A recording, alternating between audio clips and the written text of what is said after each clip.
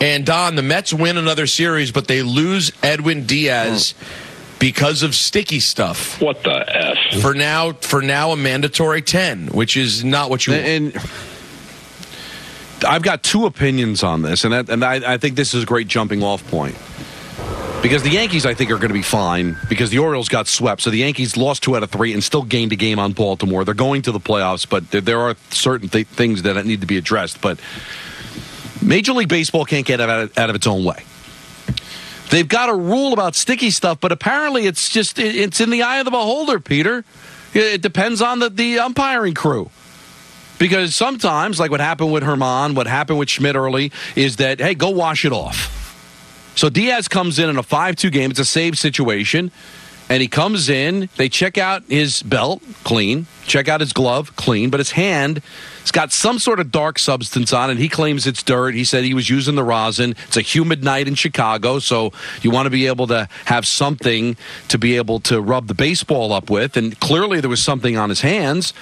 And I've got no problem if there's a letter of the law that you can't have anything on your hands and you get thrown out of the game and you get a 10-game suspension. But why wasn't he asked to wash his hands when other pitchers in those situations were asked to wash their hands? If it's on his glove, if it's on his belt, well, then that means he can continue to replenish his hand with the sticky stuff, and then he deserves to be suspended. But if there's something on his hand that's not supposed to be there, and there is a history of other players asking to wash it off, why was he not given that opportunity to wash it off? And now you've got a big series between the Mets and the Yankees, and now the Mets are not going to have Diaz. You know, and he's one of the star players on the team that's not going to be there for a series that's going to have a lot of eyeballs on it. So is that good for baseball? Is that good for anybody? But then on the other side of it, Edwin Diaz, for a guy that felt like there was an injustice going on, didn't put much of a fight up. And even after the game, he kind of talked about, hey, I get it. The umpires have a job to do. Like, Peter, I'd be red hot if I got thrown out of a game and I felt like I should not have been thrown out of the game, and I do what I normally do, and it's a humid night in Chicago, and I'm not only trying to make sure I get a good grip on the ball for me, but also I don't hit anybody in the process. And now not only do I not play in the game, which is fine, the Mets ended up winning the game anyway, and there wasn't really much of a threat from the Cubs, but I'm going to get a 10-game suspension, which is pretty much could put me out of service for a while because the All-Star break is around the corner. So what are we doing? So that's the third Met in the last year that has gotten caught with sticky stuff. I think there have been 10 pitchers thrown out, 3 of the Mets. So on the one hand, I'm like, why can't Major League Baseball get everything straightened out here? Why can't there be some consistency? But at the same time, Diaz obviously was guilty. He didn't put up any kind of a fight.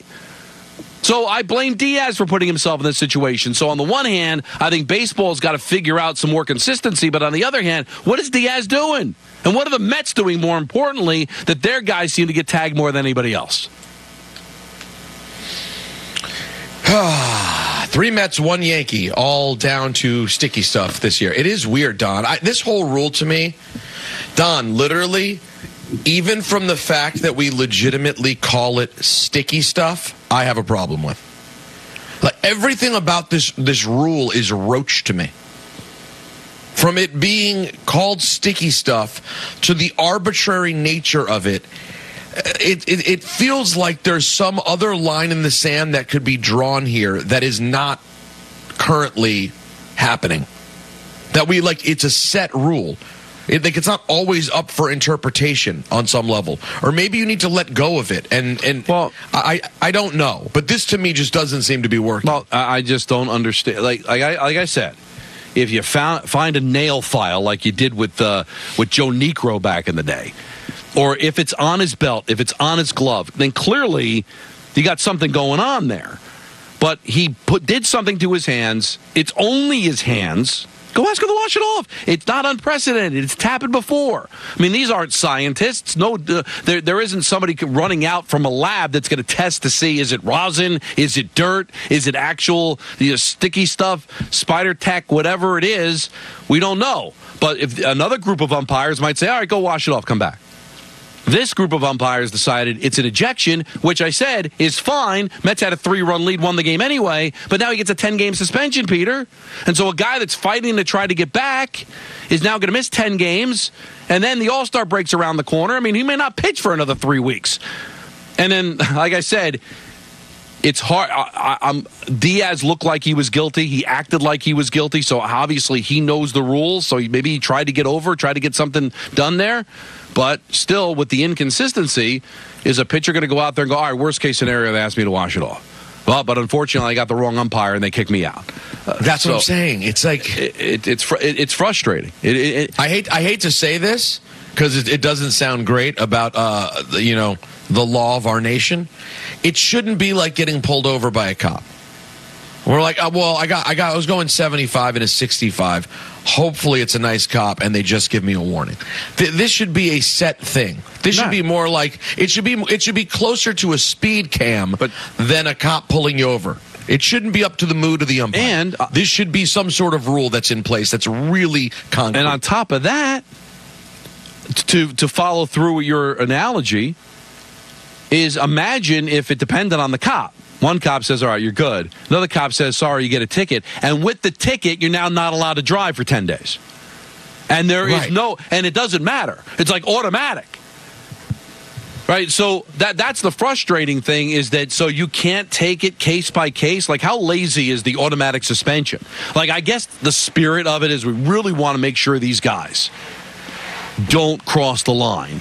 So we're gonna throw them out of the game and an automatic 10-game suspension. That should stop anybody from trying stuff. But there have been misunderstandings before because sometimes guys load up with rosin or they use dirt or whatever, and it gets misinterpreted as something that's illegal. Because, like I said, that no lab guy in a lab coat's coming out and testing it. Just the umpire's discretion. So why can't there be, with the Mets having a day off today, don't play until Tuesday, there can't be some minds that come together and say, all right, you know what, in this case, there might have been a little bit of a misunderstanding. Let's not give him the 10-game suspension. No, it's automatic.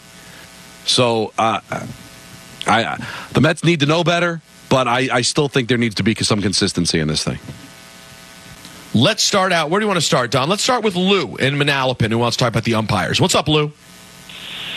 Hey guys, love the show, love you guys. So my thing with this whole sticky stuff situation, I mean, I don't support doctoring baseballs for an advantage or any advantages in the game of baseball. But the thing that makes me most uncomfortable is watching particular umpires like kind of just like feel up the pitcher's hands like way too much. And in this particular situation with Diaz, they don't find it on the belt, they don't find it on the glove.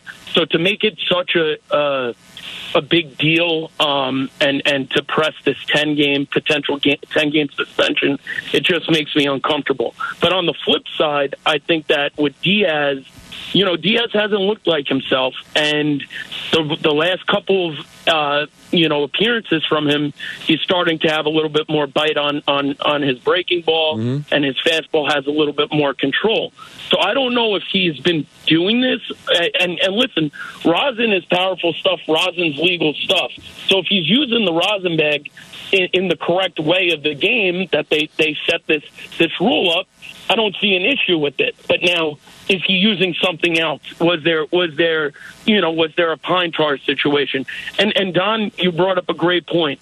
They should have fought harder to make him wash his hands. But this particular umpire, I know has been, I forget his name, but it's the Italian guy that always. He's always on these guys with this pitching, with the sticky stuff. I think he was in LA last year. He was like massaging. He was like touching the guy's earlobe. It was just, it's so weird. It's so weird how they do this and how they manage this. And I hope they figure it out. The problem is it's arbitrary, and it shouldn't be arbitrary and that punitive. You're talking about ejecting a closer in a save situation. That's number one. And number two, he's now suspended for the next 10 games. Like, it should not be that arbitrary. It should not be. Carpazza is who you're talking about, Vic, and that's the umpire that I wanted to just get it right there, who the umpire that he was talking about was. So it can't be that arbitrary. And plus, Peter, what makes this whole thing so aggravating, we talked about this last year too, because it hasn't changed, is they encourage pitchers in situations like a humid night in Chicago in the summer to have something, because they don't want the ball to be too slick, because they don't want to put the batter in danger. That's why they have a rosin bag there. They have other substances there that are deemed legal. So it is important, not just for the effectiveness of the pitcher, but the safety of the batter, to have something to allow the pitcher to be able to hold on to the ball. So now, if you wanted to have, I know it sounds ridiculous, Peter, but in that situation, all right, you got some kind of substance on your hands. We're going to scrape your hands. We're going to analyze what's on your hands. Wash your hands, pitch.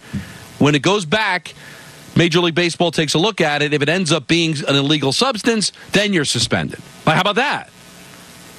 So I just make sure. I totally agree. I'm sorry. There's got to be nuance. It can't just be that cut and dried, especially for something that every pitcher needs to have, not just for their effectiveness, but the safety of the pitcher, of the batter. So as long as you allow something, then it's always going to be the eye of the beholder, and they're massaging the hands, and the umpire's calling other umpires over there looking at it. They're not scientists, Peter.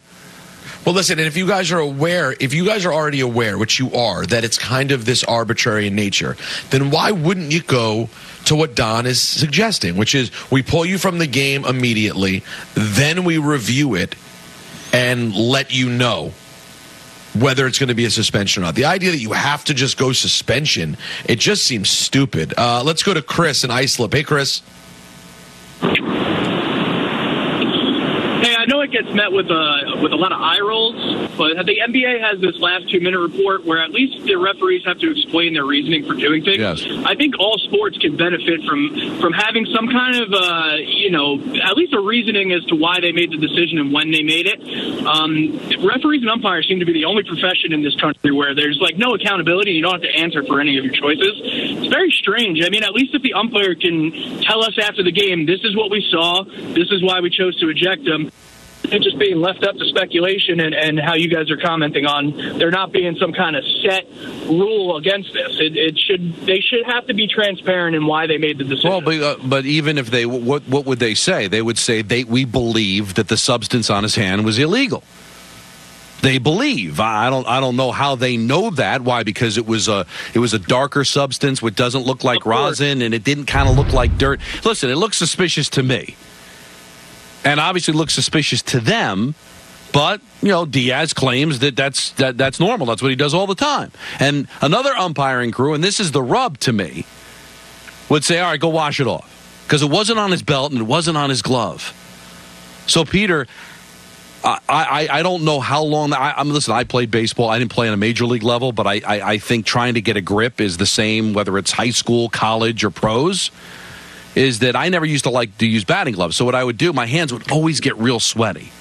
So I'd put my hands in the dirt, and that allowed me to grip the bat. Same thing with a baseball. Like, we didn't have a rosin bag there when I pitched in high school, at least my high school, and I'd use dirt. And that was legal, and that's how I was able to find a way to get a grip. But it only would last so long, Peter. Like, I couldn't, that wasn't going to last me the entire inning. Like, so how is he going to replenish himself, Peter? If that ended up being a long inning and he allowed a couple of runners to get on and he ends up throwing like 20 pitches, how would he replenish himself? It's not on his bat. It's not on his glove. So wouldn't that make you think that there's no impropriety? Well, listen, Carpazza said, in response to Diaz's claim that it was rosin, sweat, and dirt, he said it definitely wasn't rosin and sweat. We've checked thousands of these. I know what the feeling is. This was very sticky. Okay. That sounds really detailed. That sounds like they really have a firm system in place. Excuse me, sir. On our scale that we've put in place to make sure that this is all done on the up and up with this multi billion-dollar industry, how would you describe it? I would say really sticky. I would say somewhat to really sticky. That's what we can do. Right. I mean, with all due respect, Don, that's the level. I'm not saying he's lying. I'm not saying that Diaz wasn't using something. But I'm just saying you guys got to do better. To where the explanation isn't the umpire getting in front of a microphone and going, "Oh, no, it's really sticky." And what is it, 5-year-olds deciding this? So let me ask you this, Peter. If I had a chance to ask him, I'd say, at what percentage would you say it was illegal? 90%, 95, 75%? Are you 100% sure that substance was illegal? Because if not, then it's possible you're wrong. But the 10-game suspension's automatic. So it's not like they can go back, test it, and go, you know what, we screwed up. Sorry. Like they do in the NBA and the NFL. Sorry, he shouldn't have been ejected from the game. But he doesn't get the 10-game suspension. That's not. There's nothing like that in place. So these umpires now ultimately determined by how the stickiness varies, and that's why it's in the eye of the beholder. Another umpire might be like, I felt stickier, so just go wash it off. I love that this is all done on just a scale of relative stickiness really. But again, it's another example with Major League Baseball overreacting. They went nuts because of the spider tack, and that was wrong. And so they went nuts with a ruling that you're ejected from the game, and then you got umpires, like they're on a first date, rubbing hands together, and their system is so arbitrary, but it comes with an automatic 10-game suspension. But Peter, you got to put something on your hands because we don't want the ball to slip and you hit somebody in the head. Right. Well, hold on. We have a follow-up here. There's another quote from Carapazza after the game when pressed about whether or not he was sure Diaz used sticky stuff. He said, nah, trust me, bro, for real, for real. Oh, real? Okay. I made that part up. That was a joke. All right, let's go to... Wait, because words are important. I'm looking at the same text. But he did say, bro. No, he didn't. He didn't? That's. I can tell that's Anthony's joking. That's not a real. Oh no, but Thank you, Peter. But Peter he didn't really say "trust me, bro." Peter, but Anthony, what's the quote?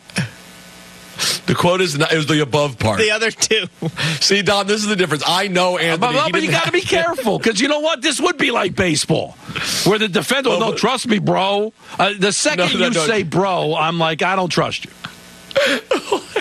I knew Anthony was just feeding me a good joke, and I took it. But you ruined it. You've now exposed. That's called Anthony doing some good writing as a producer, I know, and you've exposed my joke that I took from Anthony. The problem is that it's possible. You're a lot better at this than I am.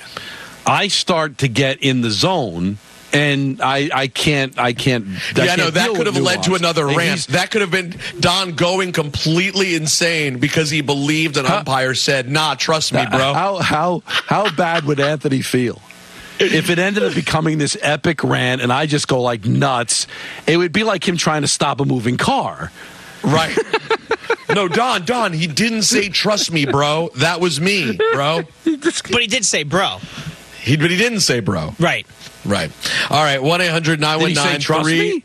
No, he didn't. That whole line is a lie. That whole line. Well, I'm just saying was a lie. You guys do your reindeer games, but I'm just saying, Anthony, be careful because at any moment the train starts. I believe everything that I read, and I trust you. So he's Don Burgundy.